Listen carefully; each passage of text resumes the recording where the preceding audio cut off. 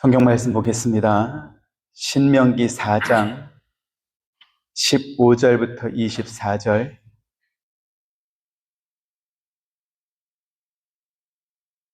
신명기 4장 15절부터 24절 한 절씩 교독합니다.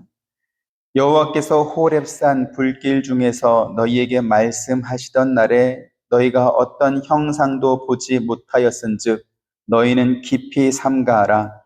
그리하여 스스로 부패하여 자기를 위하여 어떤 형상대로든지 우상을 새겨 만들지 말라. 남자의 형상이든지 여자의 형상이든지 땅 위에 있는 어떤 짐승의 형상이든지 하늘을 나는 날개 가진 어떤 새의 형상이든지 땅 위에 기는 어떤 곤충의 형상이든지 땅 아래 물속에 있는 어떤 어족의 형상이든지 만들지 말라. 또 그리하여 네가 하늘을 향하여 눈을 들어 해와 달과 별들 하늘 위의 모든 천체 곧 너희 하나님 여호와께서 천하 만민을 위하여 배정하신 것을 보고 미혹하여 그것에 경배하며 섬기지 말라. 여호와께서 너희를 택하시고 너희를 새 풀무불 곧 애굽에서 인도해내사 자기 기업의 백성을 삼으신 것이 오늘과 같아도 여호와께서 너희로 말미암아 내게 진노하사 내게 요단을 건너지 못하며 내 하나님 여호와께서 네게 기업으로 주신 그 아름다운 땅에 들어가지 못하게 하리라고 맹세하셨은즉 나는 이 땅에서 죽고 요단을 건너지 못하려니와 너희는 건너가서 그 아름다운 땅을 얻으리니 너희는 스스로 삼가 너희의 하나님 여호와께서 너희와 세우신 언약을 잊지 말고 내 하나님 여호와께서 금하신 어떤 형상의 우상도 조각하지 말라. 내 하나님 여호와는 소멸하시는 불이요 질투하시는 하나님이시니라. 아멘. 하나님께서 이스라엘 백성에게 어떤 형상의 우상도 만들지 말라고 말씀하셨습니다. 우상을 만들지 말아야 하는 이유가 무엇입니까? 16절에 스스로 부패하여 자기를 위해 어떤 형상대로든지 우상을 새겨 만들지 말라. 무슨 뜻이지요? 우상을 만드는 자가 자기 욕심을 채우기 위해서 부패해진 결과가 우상을 만드는 것으로 나타나게 된다라는 뜻입니다. 아담과 하와가 하나님처럼 되고 싶어서 선악과를 따먹고 타락한 이후에 인간은 신의 존재를 인정하기보다는 자기가 신이 되고 싶어 했습니다. 무슨 말입니까? 인간이 우상을 만들 때 그 우상에게 복종하기 위해서 만든 것이 아니라는 뜻이지요. 그것은 우상이나 종교를 만든 사람들이 그들이 소원을 빌며 섬긴다고 하는 그 신을 어떻게 대하는지만 봐도 그 신, 그 우상을 만든 목적을 쉽게 확인할 수 있습니다. 인간은 아무 이유 없이 신을 찾지 않습니다. 목적이 있을 때 신께 나오는 것입니다. 자기가 필요한 대부분의 일은 스스로 할 수 있지만 원하는 목적을 이루는 데 있어서 뭔가 부족함을 느끼거나 혹시 불안하다라는 것을 느낄 때 신을 찾아와서 도움을 요청하는 것이지. 바꿔 말하면 내가 찾지 않으면 신이라고 해서 나를 간섭하거나 나에게 뭔가 요구하지 말라 이러한 뜻이기도 합니다. 본문에 남자나 여자의 형상이든지 아무 짐승의 형상이든지 이런 형상이 언급되는 이유도 인간이 필요한 것이 있을 때마다 그것을 형상화하기 때문에 그렇습니다. 목축업을 하는 사람은 양을 형상으로 만들 것이고 농업을 하면 소를 형상으로 해서 만들 것이고 어업을 하면 물고기를 형상화해서 그것을 신으로 섬길 것입니다. 하나님께서 애굽에 내리셨던 10가지 재앙을 통해서도 확인해 봤지만 인간은 자기들에게 어떤 도움도 줄 것 같지 않은 파리나 개구리까지도 형상화해서 섬긴 것을 우리가 보지 않습니까? 오늘날 우리에게 가장 익숙한 우상은 무엇일까요? 아마도 돈일 것입니다. 더 정확하게 말씀드리면 돈으로 할 수 있는 모든 것이 되겠습니다. 얼마 전에 러시아의 푸틴과 중국의 시진핑이 대화하면서 이제 돈만 있으면 젊은 사람들의 장기기를 인식받아가지고 불멸의 존재가 될 수도 있다 이렇게 이야기하는 것을 우리가 보았습니다. 세계 최악의 독재자 두 사람이 그러한 이야기를 하는 걸 보면서 죽지도 않고 독재할 것을 꿈꾸는 그 나라의 백성들이 너무나 끔찍하겠다, 이러한 생각을 하기도 했습니다. 그런데 그런 방법이 아닐지라도 요즘은 의학이 발달하고 또 건강관리에 관한 수많은 방법과 또 보조 영양제가 많이 있어서 평균 수명도 과거에 비해서 높아졌고 또 기대 수명도 그만큼 높아졌습니다. 문제는 뭐냐면 인간의 길어진 수명만큼이나 인간이 가진 욕심의 크기도 같이 커졌다라는 것이죠. 젊고 건강하게 오래 사는 것이 왜 문제이겠습니까? 하지만 그 젊음과 그 건강을 오래 유지하기 위해서는 그만큼 많은 돈이 필요하겠지. 그래서 한 푼이라도 돈을 더 벌 수 있는 나이에 조금이라도 더 많은 돈을 이렇게 창고에 모아둬야 그래야 안심이 되기 때문에 하나님의 백성들마저도 돈 버는 일에 매몰되어 산다라는 것입니다. 요즘은 직업이 다양하고 또 관계하는 사람들도 과거에 달리 이렇게 다양해졌기 때문에 예전처럼 주일 성수에 관한 강조를 많이 하지 않지만 그렇다고 해서 주일 성수를 무시해도 되는 것은 아닙니다. 무엇보다도 하나님께서 안식일을 기억하여 거룩하게 지키라라고 하신 이 계명은 구약의 성도들뿐만 아니라 오늘날 신앙생활하는 성도들에게도 똑같이 적용되는 그러한 계명이기 때문에 그렇습니다. 어떤 목사님은 이렇게 말하더군요. 주일 성수 몇 번 안 했다고 해서 구원이 취소되거나 혹은 하나님께 벌 받는 것은 아니다, 이렇게 말씀하기도 합니다. 맞는 말입니다. 학생이 학교에 결석 몇 번 했다고 해가지고 퇴학을 시키거나 혹은 결석할 만한 근거가 있다면 결석한 그 자체를 문제 삼아가지고 학생에게 불이익을 주지는 않습니다. 그러나 그렇다고 해서 학교가 학생의 결석을 묵인하거나 방조하지는 않습니다. 그리고 교사가 학생에게 출석을 강조한다고 그래가지고 너무한 것 아니냐, 그렇게 따져 묻지도 않습니다. 그런데 희한하게도 교회에서 주일 성수에 관한 설교를 하면 율법주의냐고 이렇게 묻습니다. 주일 성수를 해야 되는 이유가 무엇입니까? 주일 성수를 잘 하면 복 받고 안 하면 벌 받기 때문에 그런 것입니까?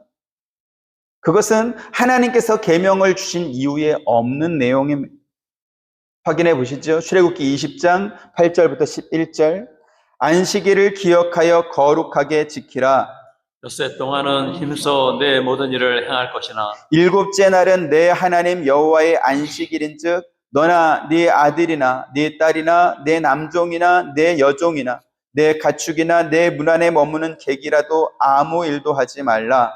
이는 엿새 동안에 나 여호와가 하늘과 땅과 바다와 그 가운데 모든 것을 만들고 일곱째 날에 쉬었습니다. 그러므로 나 여호와가 안식일을 복되게 하여 그날을 거룩하게 하였느니라. 네. 하나님께서 안식일을 지키라고 말씀하신 이유가 무엇인가? 여호와 하나님께서 그날을 복되고 거룩한 날로 정하셨기 때문이라, 이렇게 말씀합니다. 미국에도 국가가 정한 공휴일이 있지요. 기독교 국가로 시작했기 때문에 추수감사절과 성탄절 같은 날이 국가 공휴일로 지정되어 있고 또 독립기념일이나 여러 가지 날들도 국가 공휴일로 정했습니다. 그러면 나라가 국가 공휴일을 제정한 이유가 무엇입니까? 그날은 일을 하지 않고 쉬면서 그날을 국경일로 정한 그 이유를 한번 생각해보고 같이 기념해보자, 그러한 것입니다. 하나님께서 안식일을 복되게 하셨다라고 말씀하신 이유가 바로 그 이유 때문입니다. 그날은 집안 사람들뿐만 아니라 가축이나 그 집을 찾아온 손님까지도 일하지 말고 하늘과 땅과 바다와 그 가운데 있는 모든 것을 만드신 하나님께서 당신의 모양과 형상을 따라 만드신 사람에게 안식을 주신 그 이유를 기억하라라는 것입니다. 천지 만물을 창조하신 하나님께서 마지막으로 창조한 창조물이 바로 사람입니다. 그리고 하나님께서는 당신의 형상과 모양대로 창조한 그 사람에게 온 지면에 씨 맺는 모든 채소와 열매 맺는 모든 나무의 열매를 그들에게 먹을 거리로 주셨습니다. 창세기 1장 26절부터 29절 또 31절 보시죠. 하나님이 이르시되 우리의 형상을 따라 우리의 모양대로 우리가 사람을 만들고 그들로 바다의 물고기와 하늘의 새와 가축과 온 땅과 땅에 기는 모든 것을 다스리게 하자 하시고 하나님이 자기 형상 곧 하나님의 형상대로 사람을 창조하시되 남자와 여자를 창조하시고 하나님이 그들에게 복을 주시며 하나님이 그들에게 이르시되 생육하고 번성하여 땅에 충만하라 땅을 정복하라 바다의 고기와 물고기와 하늘의 새와 땅에 움직이는 모든 생물을 다스리라 하시니라. 하나님이 이르시되 내가 온 지면에 심에 있는 모든 채소와 씨 가진 열매 맺는 모든 나무를 너희에게 주노니 너희의 먹을 거리가 되리라. 같이 하나님이 지으신 그 모든 것을 보시니 보시기에 심히 좋았더라. 저녁이 되고 아침이 되니 이는 여섯째 날이니라. 아멘. 창조의 모든 것을 완성하신 하나님께서는 일곱째 날을 복되고 거룩하게 하시고 안식하면서 그 안식의 기쁨을 사람도 함께 누리도록 해주셨습니다. 이것이 바로 하나님께서 당신의 백성에게 안식일을 기억하여 거룩하게 지키라고 말씀하신 이유인 것이지. 안식일은 사람이 일을 해야 먹고 사는 존재가 아니고 창조주 하나님께서 복되고 거룩하게 하신 날을 하나님과 함께 누리며 기념하는 그러한 존재임을 알게 해주시려고 준 날이 바로 안식일입니다. 그래서 이 안식일은 하나님의 형상과 모양을 따라 만들어진 그 사람만 누릴 수 있는 것입니다. 공중의 새나 땅의 짐승이나 바다의 물고기나 땅에 기는 벌레나 그 어떤 생명체라 할지라도 안식일에 일하지 않고 쉬면서 그날을 기념할 수 있는 그러한 것들은 아무것도 없습니다. 안식일이라도 배고프면 사냥을 해야 될 것이고요. 생존을 위해서는 뭔가를 먹어야 되는 것입니다. 하지만 아담과 하와는 에덴 동산에 살면서 자기들이 먹을 것을 얻기 위해서 일한 적이 없습니다. 하나님께서 그들에게 주셨기 때문에 자기가 원하는 아무 때나 가서 먹기만 하면 되었던 것입니다. 창조를 완성하신 하나님께서 일곱째 날을 복되고 거룩한 날로 제정하면서 사람에게도 그 날의 기쁨을 함께 누리도록 해준 그것이 다른 날에도 계속 이어졌다라는 뜻입니다. 하지만 죄에 범한 후에 에덴 동산에서 쫓겨난 사람은 자기가 먹을 양식을 얻기 위해서는 이제는 얼굴에 땀을 흘려야만 했습니다. 안식의 기쁨을 빼앗겼던 것이죠. 그런데 하나님께서는 이렇게 죄로 인해서 안식의 기쁨을 누릴 수 없었던 인간을 구원해서 하나님의 은혜와 보호 안에서 다시 안식의 기쁨을 누릴 수 있도록 해주셨습니다. 그것이 바로 모세와 이스라엘 백성들에게 주셨던 안식일 계명인 것이지. 그래서 여러분, 이 순서를 반드시 기억해야만 합니다. 하나님께서 아담과 하와에게 안식의 기쁨을 주기 전에 먼저 세상을 창조하셨고 또 그들이 살게 될 에덴 동산을 먼저 만들어 주셨습니다. 하나님께서 이스라엘 백성에게 안식일 계명을 주실 때도 그들이 거주할 땅과 집을 먼저 그들을 인도해 주시고 그러고 나서 여호와를 잊지 말고 그를 경외하며 섬기라 그렇게 말씀한 것입니다. 신명기 6장 10절부터 13절 보시죠.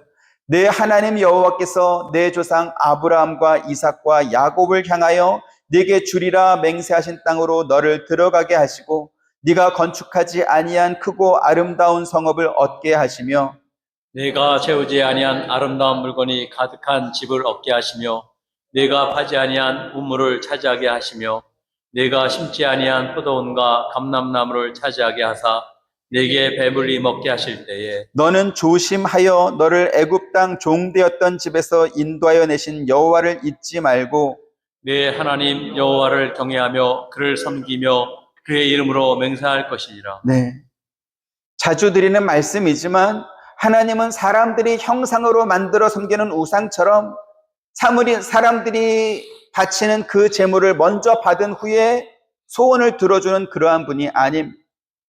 하나님께서 안식일을 지키라고 말씀하시고 유월절과 무교절과 수장절을 지키라고 말씀하시지만 그날들은 인간이 소원을 이루기 위해서 하나님께 뭔가를 드리는 그러한 날도 아닌 것입니다. 유월절은 어떤 날이죠? 이스라엘 백성이 애굽에서의 430년 노예 생활을 끝낸 것을 기념하는 가장 중요한 절기입니다. 그리고 이 유월절은 예수 그리스도께서 죄인들을 대신해서 십자가 위에서 당신의 몸에 있는 모든 물과 피를 다 쏟고 희생한 대속의 희생을 의미하기도 합니다. 그런데 이 유월절은요, 그날 하루만 지키는 것이 아닙니다. 유월절 다음 날부터 일주일 동안 이어지는 무교절과 함께 지켜야 한다라는 것이죠. 무교절은 무슨 날이죠? 그들이 애굽에서 나올 때 발효되지 않은 반죽을 들고 나온 것을 기억해서, 그래서 발효되지 않은 빵 무교병을 일주일 동안 먹는 절기입니다. 그래서 무교절에 먹을 빵을 만들 곡식이 없다면 유월절을 지킬 수가 없는 것입니다. 여호수아 5장 10절부터 12절 봅니다. 또 이스라엘 자손들이 길갈에 진쳤고 그달 14일 저녁에는 여리고 평지에서 유월절을 지켰으며 유월절 이튿날에 그 땅의 소산물을 먹되 그날에 무교봉과 볶은 곡식을 먹었더라. 같이 또 그 땅의 소산물을 먹은 다음 날에 만나가 그쳤으니 이스라엘 사람들이 다시는 만나를 얻지 못하였고 그 해에 가나안 땅의 소출을 먹었더라. 네. 이스라엘 백성이 본격적으로 유월절을 지키기 시작한 것은 그들이 가나안 땅에 들어와서 수확한 첫 곡식으로 무교병을 만들어 먹은 그 후부터였다라는 것입니다. 지금 이 말씀은 하나님께서 이스라엘 백성에게 절기를 지키라고 말씀하실 때 그들의 구원뿐만 아니라 먹고 사는 모든 문제까지 다 해결해 주신 후에 지키라고 말씀하셨다라는 것을 우리가 기억해야 되는 것이죠. 그리고 이 원리는 안식일을 지키라고 말씀하신 그 명령에도 똑같이 적용되는 것입니다. 레위기 25장 18절부터 22절 너는 내 규례를 행하며 내 법도를 지켜 행하라. 그리하면 너희가 그 땅에 안전하게 거주할 것이라. 땅은 그곳에 열매를 내리니 너희가 배불리 먹고 거기 안전하게 거주하리라. 만일 너희가 말하기를 우리가 만일 일곱째 해에 심지도 못하고 소출을 거두지도 못하면 우리가 무엇을 먹으리요 하겠으나 내가 명령하여 여섯째에 내 복을 너희에게 주어 그 소출이 3년 동안 쓰기에 족하게 하리라. 같이 너희가 여덟째 해에는 타종하려니와 묵은 소출을 먹을 것이며 아홉째 해에 그 땅의 소출이 들어오기까지 너희는 묵은 것을 먹으리라. 지금 이 말씀은 7년째 되는 해에는 농사 짓는 땅도 쉬게 하라는 안식년 규례입니다. 이 안식년 규례는 안식일의 규례의 확장이 안식년 규례이고 또 안식년 규례의 확장이 희년 규례로 똑같이 이어지는 것입니다. 사람들은 이렇게 말한다는 거죠.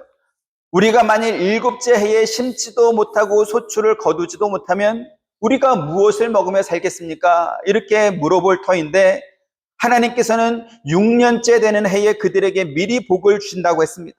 어떻게 해요? 3년 동안 쓰기에 넉넉한 복을 미리 주겠다라는 것이죠. 하나님은 눈먼 아버지를 고쳐보겠다고 공양미 300석에 자기 몸을 팔았던 심청이처럼 사람들에게 너희가 가진 모든 것들을 쥐어짜서 나에게 가져와라 그렇게 하시는 분이 아닙니다. 오히려 당신의 백성들이 안식일과 절기를 지키기 전에 그들에게 필요한 모든 것을 미리 다 주어서 배불리 먹고 감사함으로 안식일과 절기들을 지키게 하셨다라는 것입니다. 출애굽기 31장 13절, 16절, 17절 너는 이스라엘 자손에게 말하여 이르기를 너희는 나의 안식일을 지키라. 이는 나와 너희 사이에 너희 대대의 표징이니 나는 너희를 거룩하게 하는 여호와인 줄 너희가 알게 함이라.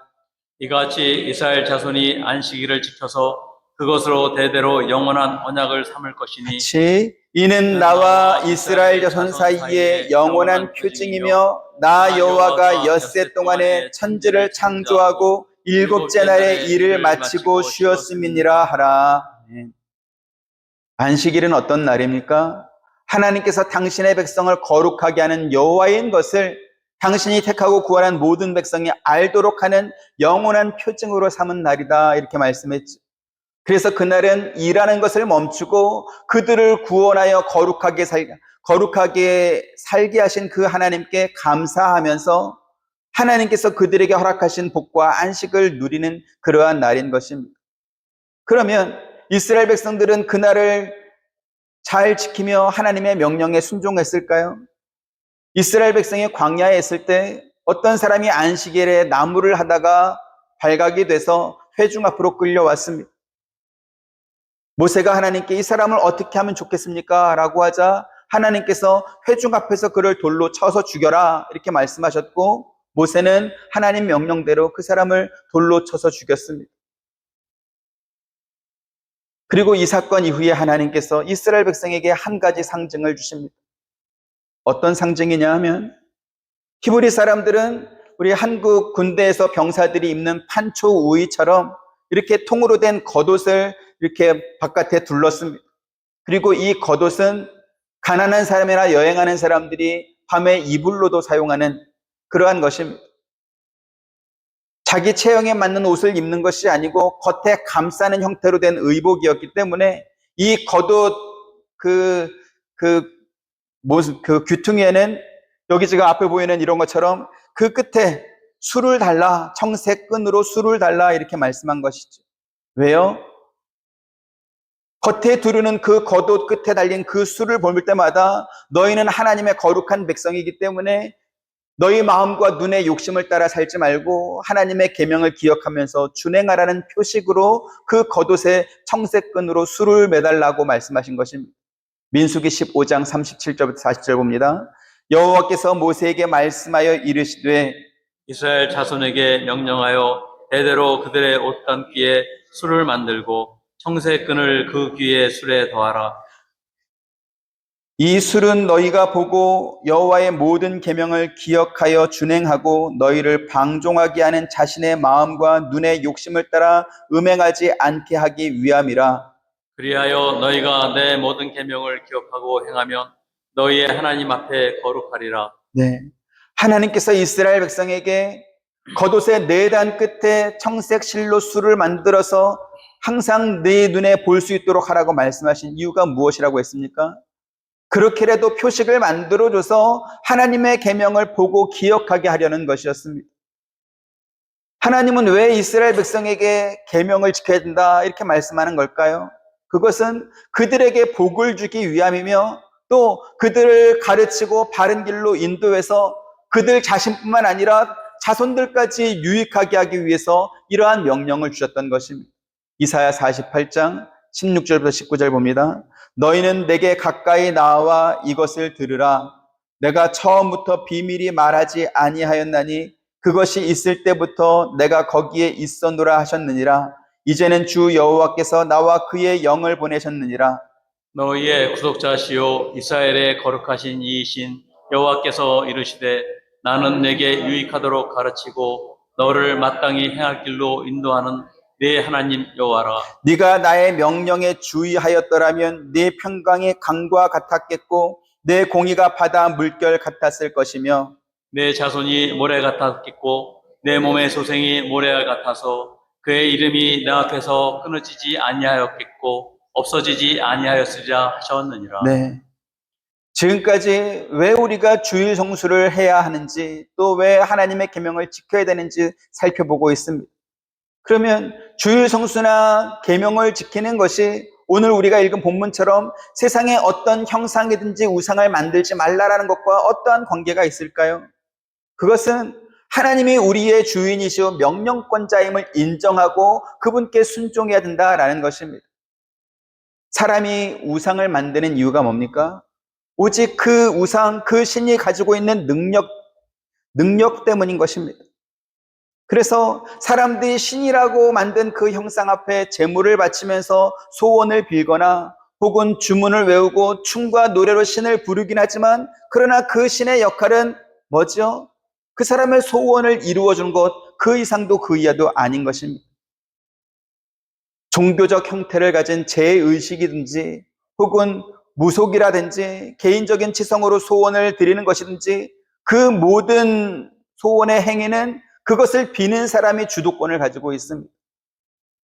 신을 찾는 이유도 바라는 소원이 있기 때문이고 또 그 소원이 이루어지는 방법이나 그 시기도 소원을 비는 사람이 원하는 때와 원하는 방법으로 이루어지기를 원하는 것이죠.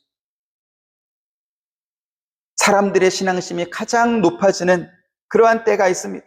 언제냐면 대학교 수능을 앞둔 한 100일 전쯤입니다. 그때가 되면 자식을 좋은 대학에 보내고 싶은 그 부모의 마음이 교회가 됐든 절이 됐든 점집이 됐든 하여간 어딘지 찾아와가지고 신을 찾고 기도하는 사람들로 넘쳐납니다. 제가 학력고사 보던 시절에는 시험 보는 학교 교문에 부모님이 붙인 엿, 또 그 앞에 교문 붙잡고 기도하는 사람, 혹은 그 앞에 방석 깔고 이렇게 엎드려가지고 자녀가 나올 때까지 기도하는 그러한 사람들이 석간신문 1면, 혹은 그 다음날 조간신문 1면을 차지하는 그러한 모습들이 계속 있어 왔습니다. 이처럼 사람들은 필요한 것이 있을 때마다 신을 찾고 신에게 도움을 구합니다. 그리고 그러한 형태의 기도는 예수 믿는 성도들도 똑같이 하는 것이죠. 서원 기도라는 명목으로 이번 일만 잘 되게 해주시면 제가 이러한 일을 하겠습니다. 이렇게 갚겠습니다. 이러한 기도를 하는 것입니다. 하나님이 어떠한 분인지 잘 모르고 또 어떻게 기도해야 되는지 잘 모를 때 이러한 기도를 할 수도 있습니다. 그리고 실제로 그렇게 서원 기도를 해서 응답받은 사람들도 상당히 있습니다. 하지만 그럼에도 불구하고 우리가 알아야 될 사실은 뭐냐면 하나님은 우리가 바치겠다고 하는 어떠한 보상이나 대가를 바라고 우리의 기도를 혹은 우리의 소원을 들어주는 그런 가난한 분이 아니라는 것입니다. 왜요? 하나님은 창조주이시기 때문에 그렇습니다. 이사야 45장 5절부터 7절 봅니다. 나는 여호와라, 나 외에 다른 이가 없나니 나밖에 신이 없느니라. 너는 나를 알지 못하였을지라도 나는 내 띠를 동일 것이요. 해 뜨는 곳에서든지 지는 곳에서든지 나밖에 다른 이가 없는 줄을 알게 하리라.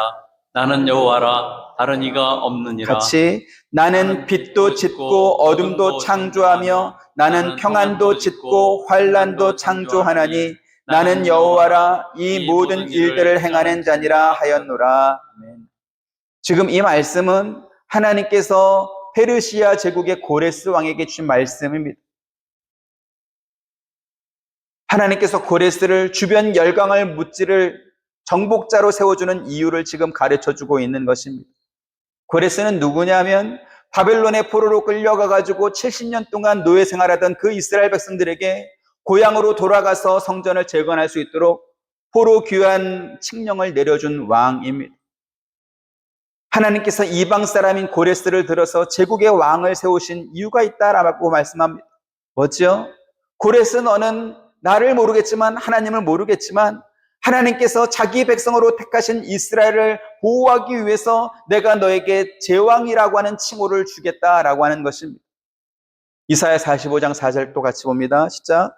내가 나의 종 야곱, 내가 택한 자 이스라엘, 곧 너를 위하여 내 이름을 불러 너는 나를 알지 못하였을지라도 네게 칭호를 주었노라. 네. 하나님께서 어떤 분이라고 말씀했죠? 그 앞에 네가 나를 알지 못하여도 나는 네가 필요로 하는 힘을 너에게 주어서 세상 모든 사람이 나는 여호와이며 나 외에 다른 신이 없는 것을 너를 통해서 알게 하겠다. 이렇게 말씀하셨던 것입니다. 하나님을 모르는 사람들은 왜 한국 사람이 이스라엘 사람들이 섬기는 신을 믿느냐라고 하면서 우리 역사에 맞는 단군을 믿는 것이 오히려 맞지 않냐, 그것이 옳지 않냐 이렇게 또 말하기도 합니다. 그런데 이사야서의 이 말씀은요, 하나님은 이스라엘 하나님일 뿐만 아니라 세계 모든 민족과 역사를 주관하는 하나님인 것을 우리에게 보여주고 있습니다. 그래서 이스라엘 사람이 아니라 이방 나라의 왕을 들어서 유다를 멸망시킨 바벨론을 심판하시고 그리고 이스라엘 백성들에게 자유와 신앙의 회복을 돕게 하셨던 것입니다. 거기에 대해서 하나님께서는 이방 사람들이 신으로 섬기는 빛과 어둠, 평안과 환난까지도 창조하고 다스리시는 분인 것을 고레스 왕에게 또 페르시아 사람들에게 알게 하셨던 것입니다. 하나님께서 이스라엘 백성에게 어떤 형상이든지 우상을 만들지 말라고 말씀하신 이유는 여호와 하나님 한 분 외에 다른 신이 없다는 것을 알게 하기 위함이었습니다. 그리고 이것은 우리의 신앙생활이 내 소원이라든지 혹은 내 인생의 방향을 내가 정하는 것이 아니라 하나님께서 정하시고 인도하신다는 것을 믿고 순종해야 한다는 것을 보여주는 것입니다. 하나님께서 우리를 어떻게 훈련시키시고 어떻게 인도할지 우리는 잘 알지 못합니다. 어쩌면 우리는 사는 내내 욥이 고백한 것처럼 그러나 내가 가는 길을 그가 아시나니 그가 나를 단련하신 후에는 내가 순금같이 되어 나오리라 라는 이러한 고백을 하게 될지도 모릅니다. 하나님께서 우리를 인도하시는 방법이 우리의 예상이나 경험이나 기대나 지식이나 이러한 것들을 다 뛰어넘을 뿐만 아니라 이해할 수 없는 방법으로 우리를 다루실 수도 있기 때문에 그렇습니다. 하지만 그럼에도 분명한 사실이 있죠. 뭐죠? 하나님의 생각은 우리보다 높으며 하나님께서 우리를 인도하시는 길은 우리가 기대한 것보다 훨씬 더 높아서 반드시 하나님께서 그 길로 인도하실 것이기 때문에 그렇습니다. 그래서 좋은 믿음은 어떤 것입니까? 우상을 만들어서 섬기는 사람들이 자기들이 비는 소원을 이루어가지고 기뻐하는 것처럼 우리가 하나님께 했던 기도가 많이 응답받는 것입니까? 물론 그럴 수도 있습니다. 하지만 좋은 믿음은 어떤 것이냐면 우리를 인도하시는 하나님의 이끄심에 우리가 항복하고 따르는 것입니다. 느부갓네살 왕이 자기가 세운 금신상에 절하지 않는 다니엘의 세 친구를 불러다가 너희가 사형당하지 않도록 마지막 기회를 주겠다라고 하면서 그 신상에 절하라 말아 요구했습니다. 하지만 그들이 느부갓네살에게 했던 말이 있죠. 다니엘 3장 17절 18절 같이 봅니다. 왕이여 우리가 섬기는 하나님이 계시다면 우리를 맹렬히 타는 풀문불 가운데서 능히 건져내시겠고 왕의 손에서도 건져내시리이다. 그렇게 하지 아니하실지라도 왕이여 우리가 왕들의 신들을 섬기지도 아니하고 왕이 세우신 금 신상에게 절하지도 아니할 줄을 아옵소서. 네. 지금 이 사람들은 무슨 자신감으로 맹렬히 타는 풀무불 앞에서 이런 말을 할 수 있을까요? 그래서 왕의 말을 듣지 않으면 당장 그 불에 던져서 죽게 될 텐데요. 그런데 그들은 지금까지 그들이 살아왔던 전생애 속에서 그들을 인도하시고 지켜주신 하나님을 인격적으로 만났고 믿었기 때문에 죽음조차도 겁내지 않고 그 믿음을 지킬 수 있었던 것입니다. 오늘 본문의 모세가 이스라엘 백성들에게 우상을 만들지 말라 이렇게 명령하고 있습니다. 그 이유를 말하면서 모세는 그들이 모압 여인과 음행하고 그들이 섬기는 모압 사람들이 섬겼던 바알볼 우상을 섬긴 것 때문에 연병으로 24,000명이 죽은 그 사건을 끄집어내고 있습니다. 그러면 광야 이스라엘 백성들의 기억은 하나님께 벌받고 죽은 그것밖에 없습니까? 아니죠. 하나님께서 그들을 어떻게 보호하고 먹이셨는지, 그들을 위해서 하나님께서 어떤 능력을 동원하셨는지 그들은 광야 40년 내내 경험했던 것입니다. 그런데 그 많은 경험을 하고도 그들이 하나님을 인격적으로 믿지 못하고 이방 사람들이 우상을 만들어서 섬기는 것처럼 그렇게 하나님을 대해서는 안 된다라고 하는 것이 지금 모세가 우상을 만들지 말라라는 그러한 명령인 것입니다. 본문 20절에 모세는 이스라엘 백성이 애굽에서 40년 동안 노예로 살면서 당했던 그 학대와 고통이 마치 쇠 풀무불과 같았다 그렇게 말하고 있습니다. 그런데 여호와 하나님께서 이스라엘 백성들을 자기 백성으로 삼으시기 위해서 애굽에서 구원하여 오늘에까지 이르렀다 이렇게 말하고 있죠. 하지만 그럼에도 불구하고 모세는 나는 여호와께서 너희로 말미암아 내게 진노하여 내가 요단을 건너지 못하겠다 그렇게 지금 말하고 있습니다. 왜 모세가 이 말을 합니까? 자기가 무리바에서 하나님의 영광을 드러내지 못한 그 죄를 범했기 때문에 가나안 땅에 들어갈 수 없게 된 것을 그들에게 다시 한번 기억을 되살려 주는 것입니다. 그러면서 너희가 가나안 땅에 들어가거든 나처럼 실패하지 말고 하나님과 맺은 그 언약을 기억하면서 하나님의 명령에 순종하면서 잘 살길 원한다. 이러한 권면을 주고 있는 것입니다. 모세의 자기 반성과 함께 가나안 땅에 들어갈 이스라엘 백성들을 향한 진심 어린 이 권면은 오늘날 신앙생활하는 저와 여러분들도 기억해야 되는 대단히 중요한 말씀이기도 합니다. 똑같이 출애굽했음에도 불구하고 모세와 광야 1세대의 사람들은 가나안 땅에 들어가지 못했습니다. 왜 그들이 가나안 땅에 들어가지 못했습니까? 그들 각자의 죄 때문에 들어가지 못한 것입니다. 하지만 그 와중에도 여호수아와 갈렙은 가나안 땅에 들어갈 수 있었습니다. 모세가 무리바 사건을 꺼내서 너희는 스스로 삼가 너희 하나님 여호와께서 너희와 세우신 언약을 잊지 말고 내 하나님 여호와께서 금하신 어떤 형상의 우상도 족하지 말라 이렇게 강조하는 이유가 바로 여기에 있습니다. 자기가 한 행동에 대한 신앙의 책임이 각 개인에게 있다라는 것을 잊지 말라라는 것이죠. 세상에서 제일 쉬운 것이 남의 탓하는 것입니다. 우리 속담에도 잘 되면 내 탓, 잘못되면 조상 탓 이런 말이 있지 않습니까? 신앙생활이 어려운 이유가 뭐냐면 남의 탓을 허용하지 않기 때문에 그렇습니다. 12명의 정탐꾼이 가나안 땅을 정탐하고 돌아왔을 때 여호수아와 갈렙을 제외한 나머지 10명은 그 땅에 가나안 족속이 거주하고 있고 우리보다 크고 강해서 그 땅을 빼앗을 수 없을 것이라는 부정적인 보고를 했습니다. 그 보고를 들은 이스라엘 백성들은 밤새도록 통곡하고 하나님을 원망하면서 모세를 대신할 새로운 사람을 세워가지고 우리 애굽으로 돌아가자 그렇게 했습니다. 그들의 원망은 단지 불평하는 것에서 그치는 것이 아니고 모세와 아론을 회중 앞에 엎드려 놓고 돌로 쳐서 죽이려고 했습니다. 하나님께서는 그들의 불신앙과 죄악의 책임을 물어서 여호수아와 갈렙을 제외한 당시 20세 이상의 모든 사람들을 가나안 땅에 들여보내지 않겠다 그렇게 말씀했습니다. 민수기 14장 26절부터 30절 봅니다. 여호와께서 모세와 아론에게 말씀하여 이르시되 나를 원망하는 이 악한 회중에게 내가 어느 때까지 참으랴. 이스라엘 자손이 나를 향하여 원망하는 바 그 원망하는 말을 내가 들었노라. 그들에게 이르기를 여호와의 말씀에 내 삶을 두고 맹세하노라. 너희 말이 내 귀에 들린 대로 내가 너희에게 행하리니 너희 시체가 이 광야에 엎드러질 것이라. 너희 중에서 20세 이상으로서 계수된 자 곧 나를 원망한 자 전부가 같이 여분네의 아들 갈렙과 눈의 아들 여호수아 외에는 내가 맹세하여 너희에게 살게 하리라 한 땅에 결단코 들어가지 못하리라. 광야 1세대의 사람들이 가나안 땅에 들어가지 못하게 된 책임이 누구에게 있습니까? 가나안 땅을 정탐하고 돌아와서 부정적으로 보고했던 그 사람들에게 있나요? 아닙니다. 여호수아와 갈렙이 여호와께서 우리와 함께 하시니 그들을 두려워하지 말자라고 말을 했지만 그 여호수아의 갈렙의 말을 듣지 않은 그들 자신의 책임인 것입니다. 우리가 신앙생활하면서 어렵다고 느끼는 것이 바로 이러한 부분이죠. 하나님께서 우리에게 요구하는 것이 사람들이 좋아하는 것은 하지 말라고 하시고 사람들이 싫어하는 것은 하라고 말씀하시기 때문에 그렇습니다.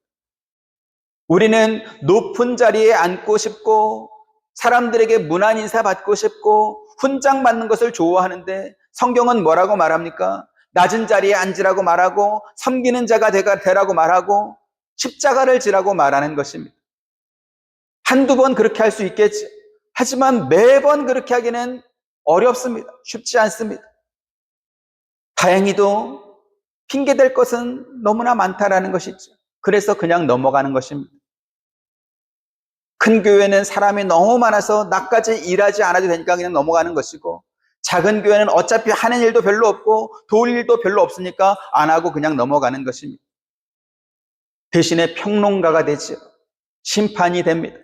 그래서 교회에서 보이는 다양한 문제를 지적하면서 교회가 저렇게 하면 안 돼. 하나님이 기뻐하는 이러한 교회가 되려면 이렇게 해야 돼. 이렇게 방향을 제시하고 평론을 해주는 것입니다. 하지만 하나님께서 우리를 구원하실 때 우리에게 평론가가 되어달라거나 혹은 심판을 봐달라고 구원한 것이 아닙니다. 하나님의 백성으로 살라고 구원하신 것이죠. 세상에 문제없는 교회가 없습니다. 모든 면에 만족할 만한 완벽한 교회도 없습니다. 정탐꾼들이 정탐하고 돌아온 가나안 땅은 젖과 꿀이 흐르는 너무나 좋은 땅이었고 포도송이 하나를 나무에 깨가지고 두 사람이 메고 올 만큼 정말 너무나 좋은 땅이었습니다. 하지만 그곳에는 그들보다 크고 강하고 인구도 많은 거인 족속이 살고 있었지. 괜히 이스라엘 백성이 하나님을 원망하고 모세를 원망하면서 애굽으로 돌아가자라고 말했던 것이 아닙니다. 그럴 만한 이유가 있었고 차고 넘치는 근거가 있었습니다. 그래서 그랬던 것이죠. 하지만 그 결과가 어떻게 됐습니까? 그들 모두는 가나안 땅에 들어가지 못했습니다. 그렇게 된 것이 누구의 책임이었다고요? 본인들 책임이었습니다. 문제없는 교회가 어디 있겠습니까? 또 내 영혼을 믿고 맡길 만한 괜찮은 목사는 어디에 숨어 있길래 이렇게 일평생 찾아다녀도 쉽게 나타나지 않는 것일까요? 그런데 말입니다. 원망하고 불평하는 것은 누구나 할 수 있겠지만, 그럼에도 불구하고 그러한 상황에서도 저와 여러분은 여호수아가 되어야 되고 갈렙이 되어야 되는 것입니다. 아합이 북이스라엘의 왕으로 통치하던 시절에 그의 아내 이세벨은 바알과 아세라 우상을 섬기는 제사장들은 우대하고 하나님의 선자들은 찾아 죽였습니다. 그래서 엘리야 선자는 내가 하나님을 위해서 열심히 일했지만 이제 오직 나만 살았습니다 라고 하면서 나도 죽여달라, 이러한 기도를 하나님께 하게 됩니다. 엘리야가 하나님께 언제 이러한 기도를 하는지 아십니까? 그 위대한 갈멜산 기도의 승리로 하나님만이 참 하나님이신 것을 온 이스라엘 백성들에게 증명해 보이고, 우상의 선자 850명을 기손 시냇가로 끌어다가 모두 처형한 후에 이러한 기도를 하나님께 드렸습니다. 그 후에 엘리야가 하나님 앞에 기도했을 때 3년간 비가 내리지 않던 그 이스라엘에 하나님께서 많은 비를 내려주시기도 했습니다. 엘리야 선지자가 이 정도로 하나님을 증명해 보였으면 아합도 하나님께 항복하는 것이 맞고 이스라엘 백성들도 하나님께 회개하고 돌아와야 되지 않겠습니까? 그런데 상황은 정반대로 흘렀습니다. 아합의 부인인 이세벨이 네가 기손 시냇가로 끌어다가 죽였던 그 선지자들처럼 내가 너를 죽이겠다라고 하면서 군사를 풀었던 것입니다. 그래서 광야로 도망간 엘리야가 하나님께 이 정도 했으면 충분하지 않습니까? 이제 내 생명을 거두어 가시라, 그렇게 기도했던 것이지. 엘리야 선지자가 우상의 선자 850명과 기도해서 그 대결의 승리를 거두고, 그리고 그가 기도했을 때 3년간 내리지 않았던 비가 이렇게 내렸지만 그럼에도 불구하고 사람들을 한 명도 변화시키지 못했던 것입니다. 그러면 그렇게 됐기 때문에 엘리야 선지자는 실패한 것입니까? 그렇지 않습니다. 엘리야는 선지자를 대표하는 사람으로서 율법을 대표로 하는 모세와 함께 변화산에서 예수님을 만났습니다. 그리고 예수님의 십자가의 죽음을 대화하는 것을 통해서 그 변화산에 왔던 베드로와 야고보와 요한에게 보여줌으로 인해서 부활의 영광과 구원의 소망을 그들에게 확인시켜 줬기 때문에 그렇습니다. 엘리야 선지자가 특별한 것이 무엇입니까? 그 시대의 왕과 백성들이 전부 다 하나님을 반대해서 믿음을 지키려고 한다면 목숨을 걸어야 되는 그러한 상황이었지만 그럼에도 불구하고 그가 믿음을 지켰던 것입니다. 기독교 신앙이 우상을 섬기는 세상 종교와 근본적으로 다른 차이점이 바로 이것입니다. 우상을 만들어 섬기는 세상 종교는 신에게 소원을 비는 자가 원하는 목적도 정하고 뜻도 정하고 방법도 정하고 모든 것을 다 주도합니다. 그리고 그 우상은 단지 그 사람이 원하는 소원을 이루어주는 수단에 불과합니다.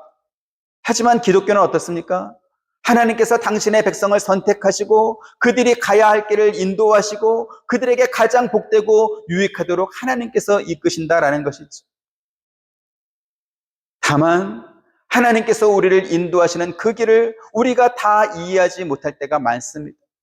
하지만 그렇더라도 우리는 하나님께서 인도하시는 대로 순종하며 나아가야 될 줄로 믿습니다. 내가 모든 주도권을 잡으려고 하는 것, 그것이 우상 숭배이기 때문에 그렇고요. 또 내가 주도권을 붙잡고 그 일을 했다고 해서 그 일이 잘 된다는 보장도 없을 뿐더러 확신할 수도 없기 때문에 그렇습니다. 마지막 로마서 8장 16절부터 18절 말씀 봅니다. 성령이 친히 우리의 영과 더불어 우리가 하나님의 자녀인 것을 증언하시나니 자녀이면 또한 상속자 곧 하나님의 상속자요 그리스도와 함께한 상속자니 우리가 그와 함께 영광을 받기 위하여 고난도 함께 받아야 할 것이니라. 같이 생각하건대 현재 고난은 장차 우리에게 나타날 영광과 비교할 수 없도다. 아멘. 세상의 부모는 자녀를 위하지 않는 사람도 간혹 있습니다. 하지만 하나님은, 우리 아버지는 우리를 위해서 당신의 아들까지 십자가 죽음에 내주신 분입니다. 내 작은 지식과 경험의 틀 안에 하나님을 가두지 마시고 전능하신 하나님께 우리의 삶과 영혼을 의탁해서 복되고 영광스러운 신앙생활 하시는 저와 여러분 되시기를 주님의 이름으로 축원드립니다. 은혜로우신 아버지 하나님, 감사합니다. 우리는 내가 가장 중요해서 내가 원하는 것, 내가 바라는 것, 그것을 이루기 위해 하나님마저도 이용하고픈 우상을 섬기는 세상 사람과 다르지 않는 그러한 신앙생활을 할 때가 있음을 고백합니다. 우리의 잘못된 믿음을 책망하여 주옵시고 하나님께서 우리를 택하시고 당신의 백성으로 삼으시며 가장 복되고 영광스러운 길로 인도하신다는 것을 우리가 믿고 의지하면서 하나님께 항복하고 하나님께 의탁하는 신앙생활을 할 수 있도록 우리의 믿음을 더욱더 굳게 붙잡아 주옵소서. 예수님의 이름으로 부탁드립니다. 아멘. 지금은 우리 주 예수 그리스도의 은혜와 하나님의 크신 사랑과 보혜사 성령님의 감화감동 교통하심이 주의 말씀을 듣고 순종하며 나아가길 원하는 사랑하는 모든 성도님들의 머리 위에와 가정과 생업과 하시는 모든 일들 가운데 지금부터 영원토록 함께 있기를 축원하옵나이다. 아멘.